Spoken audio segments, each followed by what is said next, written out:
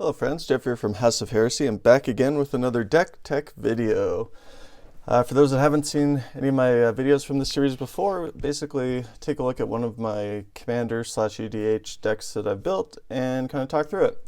All the different things that I basically went into helping me design the game, or design the deck and all that good stuff. As always, I am by no means an expert. I do this for fun. And I enjoy talking about it, so I'm sure I've probably made errors in terms of like optimization and all that good stuff. Not every deck I build is with absolute power in mind, but I do try to at least look at all sorts of different ways to do it and try to get some cool stuff in there. So if you have any suggestions, please by all means throw them in the comments below, because I am by no means an expert and I have been playing Magic off and on most of my life, but I've missed huge chunks of it, so I'm sure there's plenty of cards that I am unaware of. So let's get into it. Today we're going to be talking about Ghen, Arcanum Weaver. So this deck is all about enchantments, and in fact Ghen is the only creature in the entire deck, even though he's the commander and technically not in the deck. But of the 100 cards that make up this, he is the only creature, and that's by design. I also do not have any enchantments that create creatures, but I do have ways to turn the enchantments into creatures, and we'll talk about that in a little bit. But yeah, basically, when I built this deck, I was across the country for a few months for work, and was looking to build a few extra decks because I had only brought my Gruta deck with me. And this is one that I decided to build, and I kind of was leaning towards doing something a little bit different, and then I kind of settled on enchantments only, and then I narrowed it down to I wanted to do no creatures, and I decided to go with Ghen because I had him as one of the cards, or he was one of the cards that I had, so I was kind of just initially looking to build the deck based mostly on what I had, because I'd been picking some stuff up while I was there. It was the summer of 2021, so like Strixhaven, Times Prowl Remastered, Modern Horizons 2, those were all in circulation. AFR at the very end of my time there, so that was kind of what I was going with. And then obviously I found some Commander Legends stuff, so that's so I decided to go with Ghen. I also went with him not just because of what he does, which we'll talk about in a moment, but also because I wanted the access to the colors. I was trying to build a 3-color deck, and he just happened to fit it perfectly. So let's talk about him. So Ghen, Arcanum Weaver is black, white, and red. Is a human wizard and a 2/3, and you can pay black, white, and red to tap him and sacrifice an enchantment, return target enchantment card from your graveyard to the battlefield. So he is Recursion. I honestly don't do anything other than that ability generally. I may have attacked with him once or twice in all the games I've played. That is not his purpose. Oftentimes he's just there to jump block if I need it. But I do use the Recursion ability because it's a good way to cycle into some more powerful enchantments or bring some back, as we'll get into as we go through the deck. So he in and of himself is he's just sort of there to enable the deck, or enable the creation of the deck, but he's not really critical. There are games where I probably have not even cast him, to be perfectly honest. When I play him in our league, I always try to cast him because you lose points if you don't cast your commander, but he's really there just to enable the rest of the deck. All right, so let's get into it. How do we play a deck that only that doesn't use creatures and relies on enchantments? So I have a few different win conditions, and they are really the only ways that I could conceivably win. I guess a very long shot, I could attack 11 times with Ghen and kill my last opponent. But if I have to do that, then it's a bad day. So that's really not the point. Before I get into all the win cons, the first two are people could view them as a little bit salt-inducing. However, the way I built this deck, they are not really designed to pop off in one turn. I mean, you could, the second one you conceivably could, if you had a bunch of mana and could play everything at once and get it going. But the whole point of this deck is that there's alternate win conditions, and they can be seen coming. They're not a surprise. So everybody pretty much has a turn or two to kind of figure it out and attempt to stop me, basically. So the first one's Revel in Riches. So this is an enchantment, black and 4 generic. And whenever a creature an opponent controls dies, create a colorless treasure token, which we know what that is. And then at the beginning of your upkeep, if you control 10 or more treasures, you win the game. So generally, I want to play this after I have said 10 treasures, or be able to generate them on the turn that I play this, so that my next upkeep, I'm winning the game. That gives everybody a full round to attempt to interact with me, or prevent that, blowing up my treasure, killing me, destroying Revel in Riches, what have you. So this definitely puts the game on a clock, but it can still be interacted with. So it is by no means a weak card. However, you will see it coming. So that's win con number 1, and we'll talk about how we get to 10 treasures as we go through the deck here. Second condition takes these two, and I know this can be kind of triggering for some people to see Exquisite Blood and Sanguine Bond. However, again, this is designed to for people to see this coming. I have ways to get both of them out, or to find both of them, but usually it takes a little bit of time. And honestly, with the amount of mana, the 9 mana, it's probably not something I conceivably am going to do and then still be able to trigger it in one turn. So usually people will be able to see this coming, and I'm pretty open. In fact, I'm very open when I play the first one, letting people know that, hey, this is out here. I do have the other piece to this. You've been warned. So it's not a surprise. I don't try to go off in a single turn. And yeah, so the way these two work, for those that haven't ever used it before. So Sanguine Bond is 2 black and 3 generic. Whenever you gain life, target opponent loses that much life. And Exquisite Blood is 1 black and 4 generic. Whenever an opponent loses life, you gain that much life. So you just have to find a way to either gain life or have an opponent lose life. And then this creates an infinite loop where you're gaining life, they're losing life. And you just go through both of your opponent, or all of your opponents, and win. Again, this is essentially a 3-card combo, because you need these two, and then you need some trigger of either life gain or life loss, life gain by you or life loss by your opponent, to create the infinite loop. And yeah, it can happen. I personally am fine with people that play infinite loops, or go infinite. It's not a huge deal. What I don't particularly like is people that do it in a way that is I think unfair is probably a wrong term, but I guess it's what I'm trying to say is know your audience, or know your pod, and be explicit with them. So like I said, when I get ready to do this, or when I start doing this, I'm very explicit with my opponents. Like, if somebody is newer, doesn't know, I'm probably not going to do it to begin with, because new players really don't like infinite combos. But those that are more experienced that see it, make sure that everyone understands it, and then everyone at the table has opportunities to interact, hopefully. Or we end the game and start a new one. But this is win con number 2.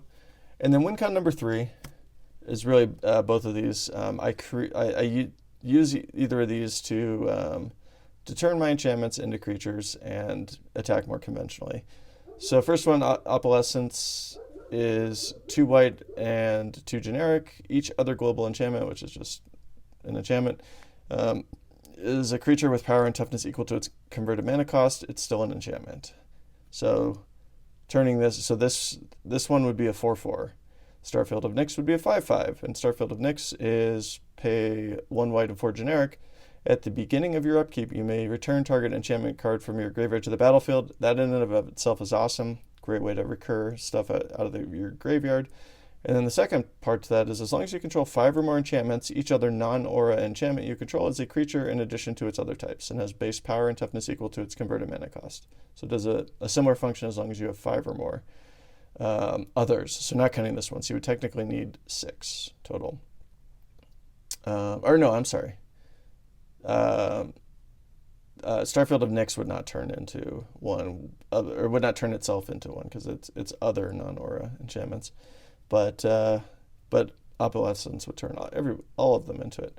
And this Starfield of Nyx is yours. This one is everybody's. So if you're playing against like a shrine deck or something like that, you might want to be careful with this guy because you never know. It could turn out bad. So those are the main win cons. We're either trying to win through treasure with Revel and Riches. We're trying to reach, get our combo out for Sanguine Bond and Exquisite Blood, or we're trying to turn our stuff into our enchantments into creatures and go at it. So, with those being the win cons, let's talk about the rest of the deck. So the next stack is basically recursion and tutoring. So we got Underworld Breach. For those that haven't seen this before, you pay a red and 1 generic. Each non-land card in your graveyard has escape. The escape cost is equal to the card's mana cost plus exile 3 other cards from your graveyard, and at the beginning of the end step, sacrifice Underworld Breach. So this is a way to escape some of your other stuff out of the graveyard. As we'll see in the next stack, we have ways to both draw cards and put cards in our graveyard, because Ghen as well likes to see stuff in the graveyard potentially. So we want to take advantage of that as much as we can and essentially treat the graveyard as a second pool of resources.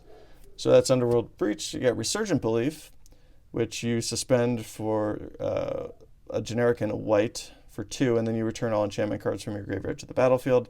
This is one that you'd probably want to do a little bit later in the game, but you could do it, I guess, anticipating maybe you're going to use Ghen to sacrifice an enchantment or 2 to get another one out, and then this will bring them all back.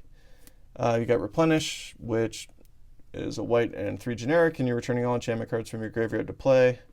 So again, bringing everything back. Triumphant Reckoning is 3 white and 6 generic to return all artifact, enchantment, and planeswalker cards from your graveyard to the battlefield. I don't have any planeswalkers in this deck. I do have some some artifacts. So you could potentially bring those back as well. Just another way to recur. Open the Vaults, similar. 2 white and 4 generic. Return all artifact and enchantment cards from all graveyards to the battlefield under their owner's control. This one will pull everybody's back, so you got to kind of be careful. But if it's a way to create one of your win conditions, then sometimes you just got to do it. Savine's Reclamation. This one just got a reprint in Dominaria Remastered, so much easier to acquire now. But it's white and 2 generic. Return target permanent card with converted mana cost 3 or less from your graveyard to the battlefield. If this spell was cast from the graveyard, you may copy this spell and choose a new target for the copy with flashback of 1 white and 4 generic. So this will let you get a 1 to 2 of your 3 mana value or less cards. Probably enchantments, but could potentially be your what are they called? It could be lands or artifacts, I guess. Then you got Reconstruct History, which is a white, a red, and 2 generic to return up to 1 target artifact, enchantment, instant, sorcery, and planeswalker from your graveyard to your hand, and then you exile it.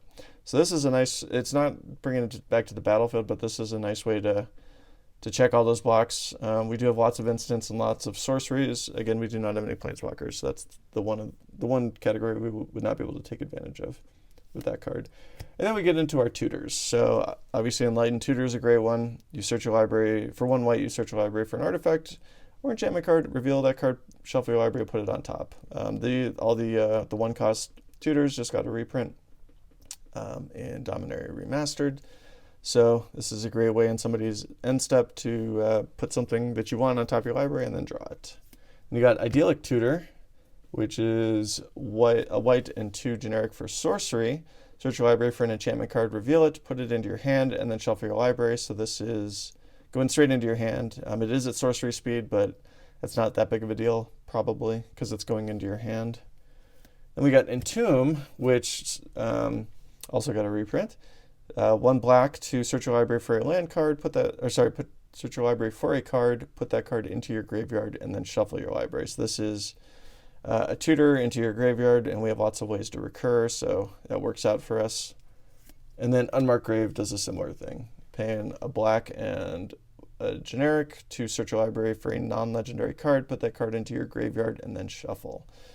So that's how we take advantage of our graveyard, use it as a resource, or tutor for either cards into our hand, or on top of the deck, I guess, or put them into our graveyard.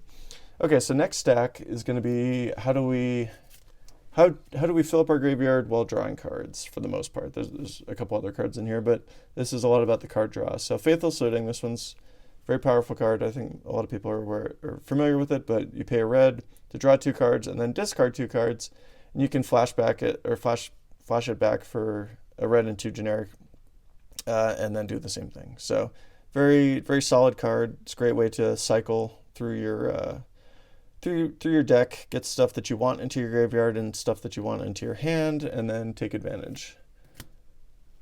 Can't speak. The Reunion card is a red and a generic, and as an additional cost to cast the spell, discard 2 cards, and then you draw 3 cards. So very similar, but you're discarding 2 first and then drawing the 3. So this one you might have a little bit less control over what you want to do, but you're still drawing 3 cards, so it's pretty good. Seize the Spoils is a red and 2 generic. For as an additional cost to cast the spell, you discard a card, then you draw 2 cards and create a treasure. And we like treasure because that's one of our win cons. So this is a great way to get some cards and draw a treasure while putting something in your graveyard. Thrilling Discovery is a white and a red to gain 2 life, then you discard 2 cards and draw 3 cards. So again, filling up our graveyard while cycling through our deck. Tormenting Voice, a red and a generic. As an additional cost to cast the spell, discard a card and then draw 2 cards. So I'm sure you're sensing a theme here. Faithless Salvaging for a red and a generic again. Discard a card, then draw a card, and this one's got rebound, so you get to do it again. Fast and Furious. I put it in this pile, but this one would potentially be a board wipe to a degree, but most likely I generally use the instant speed version where I'm paying a red and 2 generic to discard a card and then draw 2 cards. But I do have the option to either or also pay 2 red and 3 generic to deal 3 damage to each creature without flying, which definitely has its uses. And finally, Ransack the Lab is a black and a generic to look at the top 3 cards of your library, put one of them into your hand and the rest into your graveyard. So that's another nice way to get a little bit of card draw and filling up the graveyard. All right, so what are we looking for when we're drawing these cards besides obviously our win cons there? We also want some ways to protect ourselves, right? Because we don't have any creatures out there to block for us unless we got Opalescence or the other one, Starfield of Nyx out there, or Ghen. Poor lonely Ghen there, just taking a beating for us. So we can use some enchantments to help keep us alive as we're enacting our evil enchantment plans here. So the first one's Ghostly Prison. You pay a white and 2 generic, and creatures can't attack you unless their controller pays 2 generic for each creature he or she controls that's attacking you. Very useful, especially if you can get this out early or on curve. There's not a lot of people in the opening turns of the game that want to spend 2 mana to attack you, generally speaking, because you're not going to be very threatening, at least not initially, and that's a huge drain on somebody's resources. And honestly, if they want to do that, then good, let them. I would much rather somebody pay 2 to swing at me with a 1, 2, or 3 cost creature than whatever else they were going to cast. So it's just a nice way to kind of keep the board on lockdown, at least from your perspective. Sphere of Safety, this is a white and 4 generic, another enchantment. Creatures can't attack you or a planeswalker you control unless their controller pays X for each of those creatures, where X is the number of enchantments you control. So this one scales with you as you get further in the game, assuming you continue to grow your board and create more enchantments. It's also a 5-drop, so that means that it becomes a 5/5. So that's actually, it's like doubly useful. This is a very strong card in conjunction with other enchantments. In and of itself, it's not as good as Ghostly Prison, but it can rapidly get better. So very good card for the deck. Then you got Blind Obedience, which is a white and a generic. You can extort it, or you can use extort. And then artifacts and creatures your opponents control enter the battlefield tapped. So this is another nice way to slow the game down while you're concocting your evil enchantment plans there. Stop everybody from coming in and swinging at you, making them wait a turn, sit in timeout. Then you got Authority of the Consuls for 1 white, which is also an enchantment. Creatures your opponents control enter the battlefield tapped, which is, again, we want to do that. We want to slow down the onslaught there. And then whenever a creature enters the battlefield under your opponent's control, you gain a life. So not only are you slowing them down, but you're also getting some life gain and hopefully counteracting the beating that you're probably taking early on when you have no defenses up. You got Aura of Silence, which is 2 white and a generic for another enchantment. Artifact and enchantment spells cost target opponent an additional 2 generic to play. And then you can sack it to destroy target artifact or enchantment. So this one only goes on, basically targets a single player.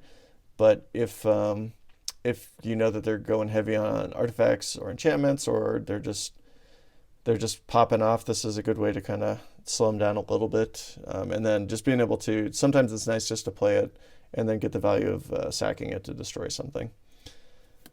All right, then we got Stranglehold, which is a red and 3 generic for an enchantment. Your opponents can't search libraries, and if an opponent would begin an extra turn, that player skips that turn instead. So again, slowing it down a little bit.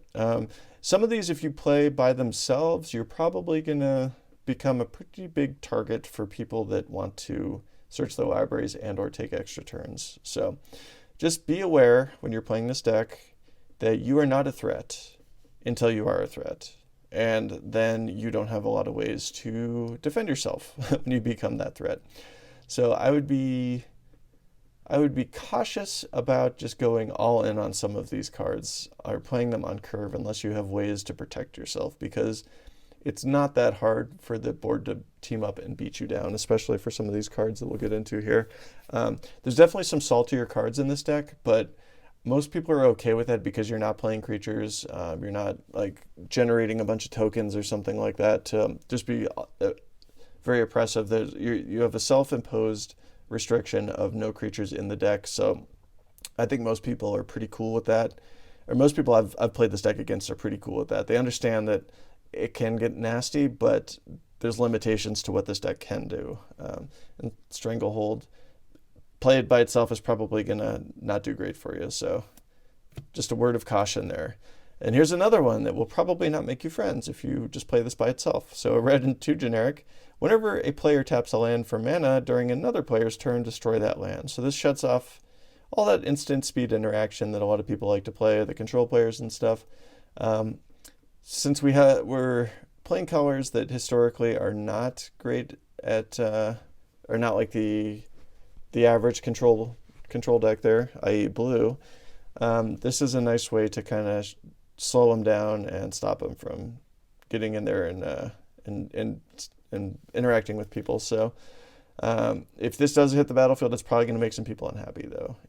Especially if you're playing a bunch of blue players, you'll become target priority number 1. So make sure, again, that when you play a card like this, that you are prepared for the consequences and have your board state in order. All right, next, Curse of Shaken Faith. So this is one of the auras that I have. I only have a couple in here. You could definitely go heavy on the auras, but that's not really the point of the deck. This is just a way to kind of slow down problematic players. So for a red and a generic, an enchant player, whenever enchanted player casts a spell other than the first spell they cast each turn or copies a spell, Curse of Shaken Faith deals 2 damage to them. So this in and of itself is not like brutally oppressive. It's going to be more annoying than anything else in Commander because of the large life pools, but it will add up. And if you play this later in the game when people's life totals are getting lower, you can really slow somebody down or force them to make some hard choices if they're not able to get that life back. So it's kind of a nice thing to throw in there. Honestly, if you're going to drop a card from this deck to put in something that I missed, or some of the more powerful enchantments that I did not put in here, I could see this as being one of them, because it's in and of itself in Commander is not super impactful, but every little bit helps, especially when you don't have a lot of ways to reach out and deal damage to people. So if you can enable them to deal damage to themselves, it's always a good thing. All right, then we got Curse of Obsession. Here's another aura. So for a red and 4 generic, you're enchanting a player. At the beginning of enchanted player's draw step, that player draws 2 additional cards. Sounds great, right? Well, at the beginning of enchanted player's end step, that player discards their hand. So this is a kind of carrot on a stick here. Like some people will be totally fine with this, especially later in the game, if they don't have a lot of natural card draw anyways, and they're kind of top decking or in top deck mode. But for the people that are just going crazy or have no maximum hand size, this is a great way to rain on their parade. So I do like this one. I think that this one has a lot of utility in most game or most pods. There's always going to be somebody that's holding on to a large hand or is just like more in control mode. So if you can really slow them down, then a lot of times it'll help speed the game up. So I like that one. I think that one's worth keeping in there. Out of Time, this is probably one of my MVP cards. You wouldn't think so, but it is such a great way to deal with board states, and there's not a lot people can do about it. So for 2 white and a generic, it's an enchantment. When Out of Time enters the battlefield, untap all creatures, then phase them out until Out of Time leaves the battlefield. Put a time counter on Out of Time for each creature phased out this way, and it's got Vanishing. So basically the way this works is you play this, and every creature on the battlefield gets untapped and then phases. And that number is the number of time counters that get put on this, and it starts ticking down until it gets to 0, and then all those creatures phase back in. I've definitely had games where this has been in the hundreds, and it feels pretty good because not everybody has enchantment removal on call in their decks. Like they might have a couple cards, and I think we've seen a lot of ways to interact with enchantments and enter the mainstream in the last year or so, last couple of years, more so than have been in the past. So I think people are better equipped to deal with this deck than maybe like 2 or 3 years ago. But at the same time, usually it's not something people put a ton in there, so it might just be 1 or 2 cards. So this could really like slow the game quite a bit. Now, as soon as you die, so like if you do this and then they still kill you, then all that stuff comes back. But I've definitely made it quite challenging for the board and given me some breathing room.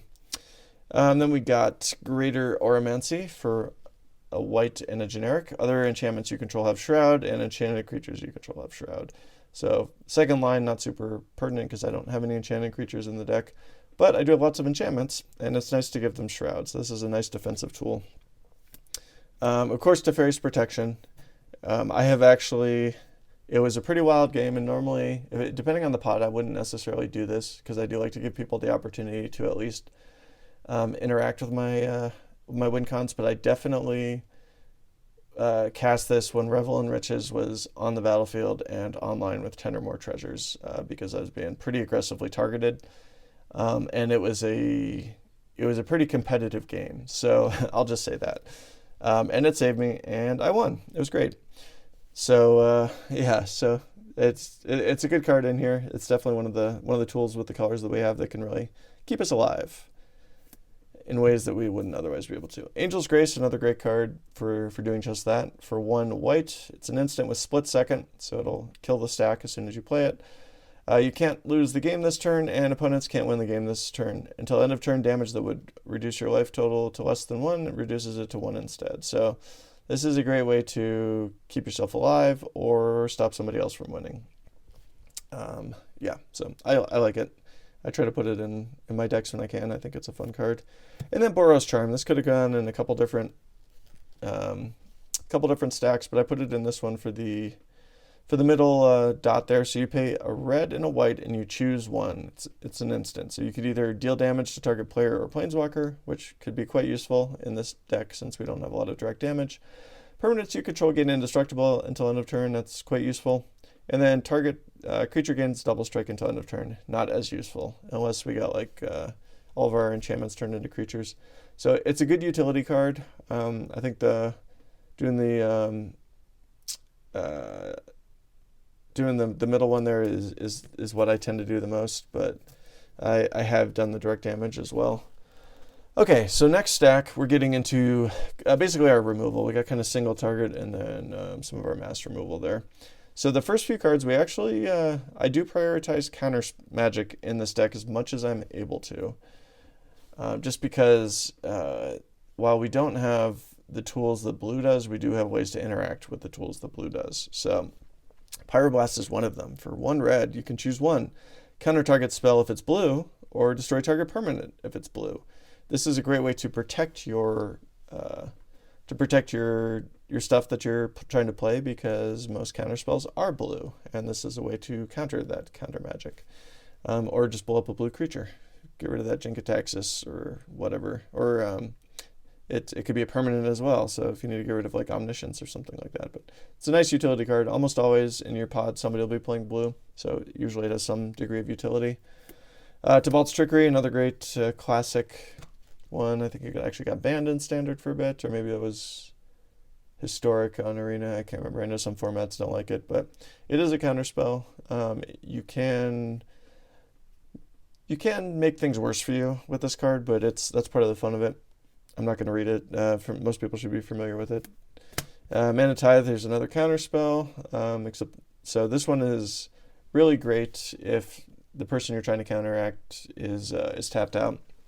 So, because most people would be willing to pay 1 to stop you from countering whatever spell you're trying to counter. So you got to kind of be judicious with the use of this one, but it is a great classic card, and I've definitely hosed people that have gone all in on a big X spell or something like that and didn't leave any mana up, and then had to sit there and be mana tithed. Lapse of Certainty, there's another white counter spell. Pay a white and 2 generic to counter target spell. If it's countered that way, put it on top of its owner's library instead of into that player's graveyard. This one's, in some cases this is worse, but generally speaking, this slows somebody down a bit, because then they're having to essentially recast the same spell twice. So even if you don't like permanently get rid of that spell because it just goes on top of their library, they then have to draw it again and recast it, and they're not drawing the next card that they have or what have you. So it's just a nice little interaction there, and you're just straight up countering a spell. There's no restrictions on it. Like Rebuff the Wicked, which is 1 white, and you can counter target spell that targets a permanent you control. So this one is restrictive. You have to have somebody targeting one of your permanents in order for this to be online. All right, and then finally, Dawn Charm. This is the last of the counter magic. For a white and a generic instant, you choose one. So this could be, again, this could go in a couple different stacks, but I put it in this one. So you can prevent all damage that would be dealt this turn, or all combat damage that would be dealt this turn, which can actually be quite useful since we generally don't have a lot of protection. Or regenerate target creature, not so useful because we really don't have a lot of creatures in this deck. Or counter target spell that targets you, which could be useful. You don't see as many spells countering or targeting players, but it's definitely a possibility. So it's a nice little utility card to have in the deck there. Feast of Sanity, I really didn't have a great place to put a great stack to put this one, so I just threw it in here. So you pay a black and 3 generic. It's an enchantment. Whenever you discard a card, Feast of Sanity deals 1 damage to any target, and you gain 1 life. This card is really in here as another enabler for the Exquisite Blood and Sanguine Bond combo, because I otherwise don't have a lot of direct damage, as you've seen, like this, Boros Charm, just a couple others. It's kind of a clunky way to do it, which is another reason why I don't mind having that combo, because I don't have a lot of ways to do that direct damage right off the bat. And then, so this one requires me to have this on the board, have those 2 cards on the board, and then discard a card. And obviously I have ways to discard cards. We have all the looting cards that have us do that.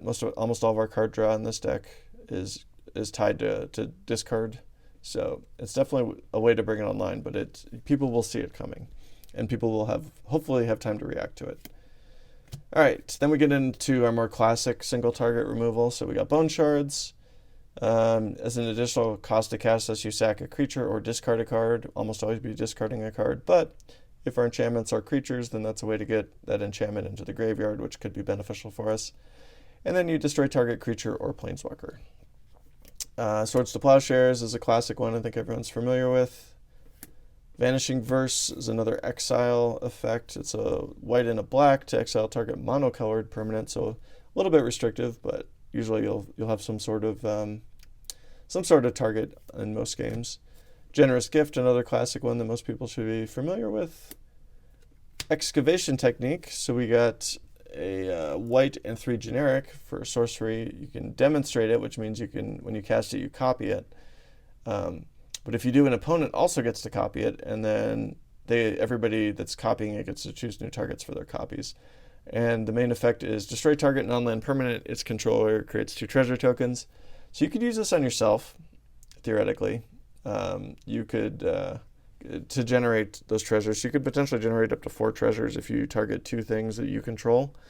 But you would have to have somebody else, somebody else the opportunity to use the effect as well. And they could, I guess, conceivably destroy one of your treasures. But then you would get 2 back, so that wouldn't make a lot of sense. But yeah, so I think it's a pretty good card, and there's some utility in doing it to yourself as well if you're trying to get Revel and Riches online. Then we got Dam, which is obviously a great card. So for 2 black, you can destroy a target creature and it can't be regenerated. Or for 2 white and 2 generic, you can essentially Wrath of God, destroy all creatures and they can't be regenerated. And then, of course, Farewell. If you've watched any of my videos in the past that has had the opportunity to talk about Farewell, you know that I'm very high on this card. This is one of my favorite cards from 2022. I think probably my favorite card that came out of any of the standard sets of 2022. It's just a really, really great card. So for 2 white and 4 generic, you choose 1 or more. You can exile all artifacts, exile all creatures, exile all enchantments, and exile all graveyards. So this lets you target a lot of different things while minimizing the damage to yourself. And it's exile, it's not destroy. So inherently more powerful than almost all the board wipes out there, just because you're able to exile instead of destroy. So very strong card. I love it. It's one of my favorite ones. I wish I had more copies. Goes in every deck that I can possibly put it in. Vanquish the Horde. Here's another board wipe for 2 white and 6 generic. It costs 1 generic less to cast for each creature on the battlefield. And you destroy all creatures. So a lot of times this will just be 2 white to destroy all creatures. Finally, Toxic Deluge. So this is another way to get around Indestructible. So for a black and 2 generic, you cast a sorcery. As an additional cost to cast this spell, you pay X life. All creatures get -X until its turn. It's a classic black board wipe. Really just very useful, and I highly recommend it. It can be a little bit strong. One of the areas in this deck that you could conceivably go a lot harder on is board wipes, because you destroying all creatures is most of the time not going to negatively impact you. Kind of similar to like my Asika Planeswalker deck or Super Friends deck, where I had a bunch of creature destruction board wipes because it doesn't affect Planeswalkers.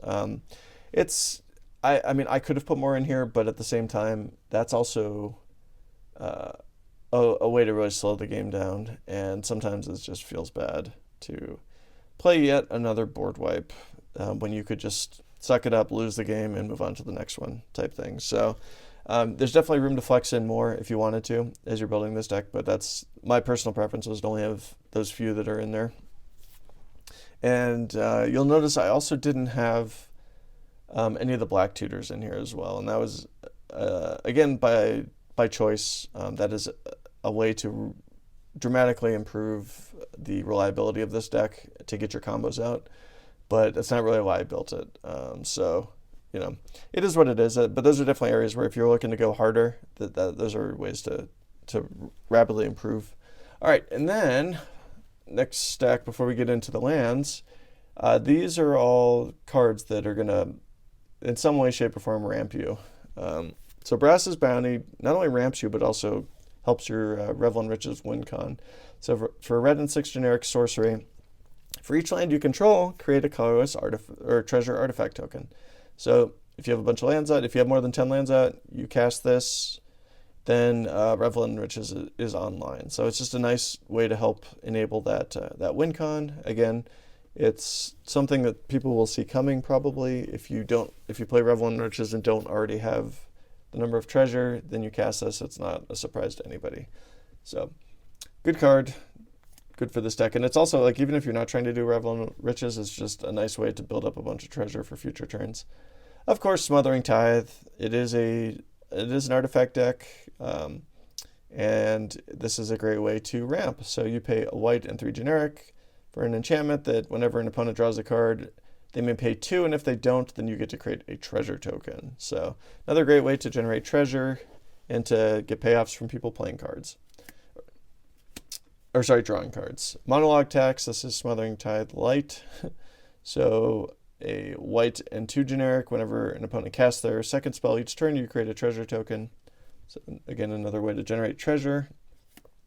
Land tax, this is another way to ramp. This is white's way to ramp. So you pay 1 white, and during your upkeep, if an opponent controls more land than you may search your library and remove up to 3 basic land cards, put them into your hand, and then reshuffle your library afterwards.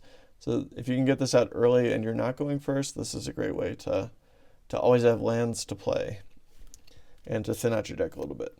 And then Mana Flare, this is good for everyone. For a red and 2 generic, whenever any player taps a land for mana, it produces 1 extra mana of the appropriate type. So most people are not sad to see this get on the battlefield, and a lot of times this will buy you a few turns of players' good graces by not wanting to attack you, since you are providing them with lots of mana. So this is a good one to play early on, because most of the time this is not a threatening card and people will appreciate it. And then we get into some artifacts here. So Expedition Map, you pay 2 or you pay 1 and then or cost 1 generic, and then you can pay 2 generic and tap it to sack it, search your library for a land card, reveal it, put it in your hand, then shuffle your library. So this is a way to get a targeted land. It can be any land you want, it just has to go into your hand. Wayfarer's Bauble, pay 1 generic, and then you pay 2 and sack it, tap it, sack it, search your library for a basic land card, put it on the battlefield, tapped, and shuffle your library. So this is another way to ramp. Archaeomancer's Map, another ramp artifact. So you pay a white and 2 generic. When it ETBs, search your library for up to 2 basic planes, reveal them, put them into your hand, and then whenever a land enters the battlefield under an opponent's control, if they have more lands than you may put a land card from your hand onto the battlefield. So this is one of those one of the top cards that came out of the Commander 21 cycle there when it got released with Strixhaven. I think it's definitely come down in value quite a bit, but it is still a good card. White ramp is always valuable since there's not a lot of it out there. Of course, Dark Ritual. If you need a little bit extra mana, you pay a black and you get 3 Arcane Signet. So the rest of these are really just mana rocks. So you got Arcane Signet, Soul Ring, Thought Vessel, and Mind Stone, which is a mana rock, but you can also sack it to draw a card. So we do have a little bit of ramp in here, which is helpful. We do not have a really high mana curve in this deck, so it's not a huge deal, but it is nice to be able to play multiple things, especially if we're cycling through our deck, like looting our way through our deck with all the card draw and discard. All right, now let's get into the lands. Of course, since it is an enchantment deck, why not have an enchantment land? One of the hottest cards to enter Modern in recent memory is Urza Saga. So it is a land, it's an enchantment land, so you can go find this with your enchantment tutors. The first stage, it is a land, you tap it for a colorless. Second stage, you can pay 2 to tap it to create a construct that gets +1/+1 for each artifact you control. I mean, you saw the amount of artifacts we had. That's not going to be a very big creature unless you have a lot of treasure. This could be another alternate way to swing in big, potentially. This might be the only card in the deck, actually, that creates a creature.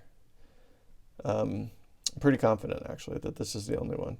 And then number 3, you can search your library for an artifact card with mana cost 0 or 1, put it on the battlefield, and then shuffle. And you saw our artifacts that we have. So you can get like a Soul Ring or something like that, but it's probably going to give you some sort of ramp. All right, and then we got Hall of Heliod's Generosity, again, a staple for an enchantment deck that has white. So you can tap it to add a colorless, or you can pay white and a generic to tap it, put target enchantment card from your graveyard on top of your library. So as we're pumping our graveyard full of cards, this is a way to then draw one of those cards, get one of those enchantments back. So quite good. Treasure Vault, this is another way to enable our alternate win con there. So it's an artifact land, so you could conceivably search for this with Urza's Saga. You can tap it to generate a colorless, or you can pay double X to tap it, sacrifice it, and create X treasure tokens. So this is another way to generate a bunch of treasure and bring Revel and Riches online. Temple of the False Gods just lets you tap for 2 colorless if you have 5 or more lands. Then we got some fetches, Arid Mesa and Marsh Flats, and then Fabled Passage is a fetch for basic lands. Terramorphic Expanse, same thing for basic lands, and then Myriad Landscape also lets you fetch for basic lands. And then we just get into lands that generate us mana. So Command Tower is great for any deck that runs 2 or more colors. In this case, 3 colors makes it especially useful. Same with our Triome and the appropriate colors. We got Sacred Foundry, which is one of our shock lands. Spectator Seeding, one of our crowd lands, and the Snarl in the Boros colors. Then you got Godless Shrine, another shock land, another Snarl, Blood Crypt, another shock land, and then we got a slow land, the Haunted Ridge. And finally, we get into our basics. So as you can see, we kind of prioritize white a little bit more than the other two because we got more white cards. So that's that. Yeah, that's Ghen Arcanum Weaver.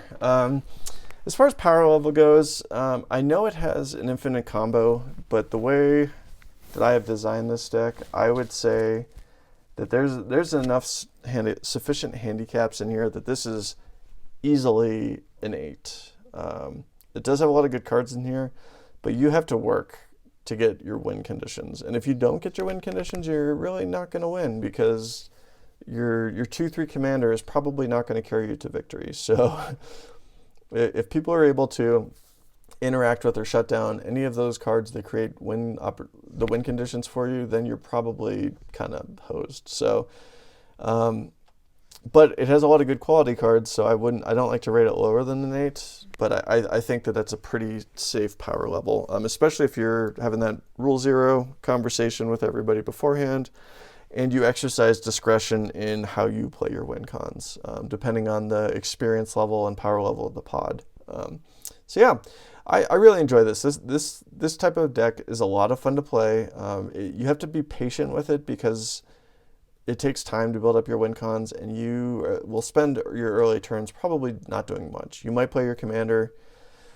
You might get a couple enchantments out, but really, unless you get the card draw engine online early, then you're probably it's going to take a little bit to kind of ramp up. So that this is by no means a CADH deck, even though you do have a couple win cons that are on the stronger side in there. So yeah, I hope everybody enjoyed this. This deck's kind of a departure from most of my other decks, which is one of the reasons why I wanted to make it. So it's cool. I would fully understand that it's not for everybody because it does require you to play in a way that most decks aren't designed to play.